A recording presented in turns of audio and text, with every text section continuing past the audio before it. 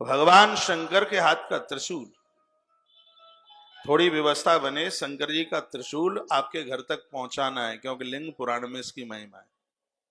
पहले पढ़ लेते होते तो अभी तक भेज भी देते। यहां बड़ा सुंदर वर्णन किया गया है, जिसके मंदिर में, जिसके दरबार में, जिसके घर में त्रिशूल है, त्रिशूल की इतनी बड़ी बड़ी महिमा है, उस घर के लोग क्रोध नहीं करते। सबसे बड़ी यह है कि अकाल मृत्यु के द्वारा नहीं मरते, वह आत्महत्या करके नहीं मरते। ये त्रिशूल की ये बिल्कुल महिमा है। घर के लोग पतित नहीं होते। सबसे बड़ी विडंबना की बात है कि पुरुष फिसल गया हो, अपनी गृहिणी को छोड़ करके भटक गया हो, स्त्री में भी कुकृति चल करके आ गई हो, तो ऐसे घर में जीवन जीना बड़ा मुश्किल होता है।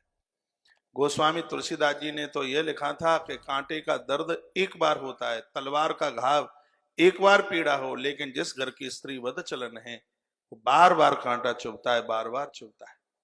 बाबा तुलसी ने लिखा है अपनी रामायण में, वो बहुत बड़ा कष्ट है। चाहे पुरुष हो चाहे स्त्री, जिनके पास चरित्र नहीं है, परिवार में जीवन जीना मुश्किल होता है। लेकिन भगवान शंकर का ये त्रिशूल है, हमें कामता से, क्रोधता से और लोभता से हमें बचाता है, हमें उदार बनाता है।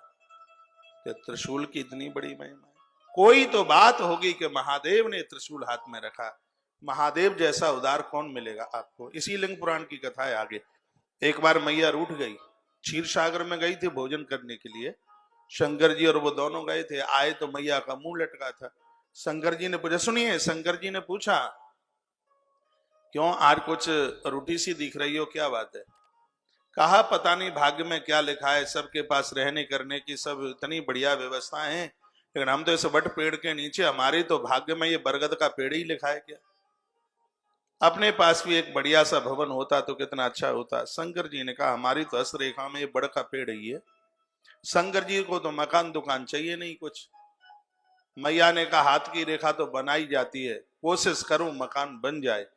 भोलेनाथ ने मना किया, लेकिन मैया मानी नहीं, तो विश्वकर्मा को बुलाकर सोने का महल बनवा दिया गया।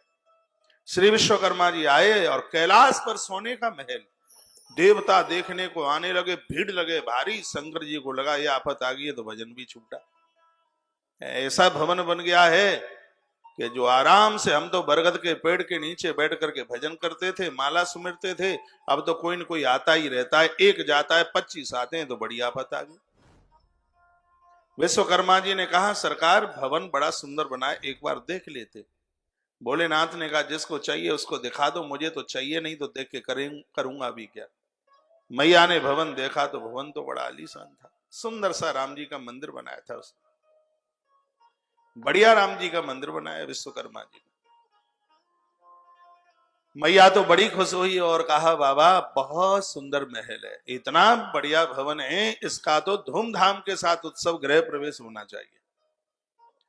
शंकर जी ने कहा, कर लेंगे, बढ़िया पंडित बुलाना। तो भोलेनाथ ने कहा कि विश्रवा का बेटा ही इस समय तो विद्वान पंडित है, उसके अलावा तो कोई दिखता नहीं है। दशानन रावण को बुला लिया गया। गृह प्रवेश कराने को रावण आया, बड़ा विद्वान था, उस जमाने का सबसे बड़ा पंडित था। वो तो मां मलूक नहीं थी, मां ठीक नहीं थी, इसलिए चरित्र नहीं था इसके पास, नहीं तो विद्वता में तो कोई कमी नहीं थी। मैंने बहुत बार निवेदन किया, नाभि के ऊपर का हिस्सा पिता को जाता है और संतान का नाभि का नीचे का हिस्सा है वो मां को जाता है। इसलिए कर्ण के पाम और माता कुंती के पाम बिल्कुल एक जैसे थे। कभी कभी तो युधिष्ठिर चक्कर में पड़ जाते थे उन पामों को देख। नाभि के नीचे का जो शरीर है वो है मां से मिलता है, और नाभि के ऊपर का जो खंड है वो पिता से मिलता है। इसलिए पिता की देखरेख में बच्चे विद्वान हो जाते हैं, और मां का ध्यान न रहे तो बच्चे चरित्रहीन हो जाते हैं।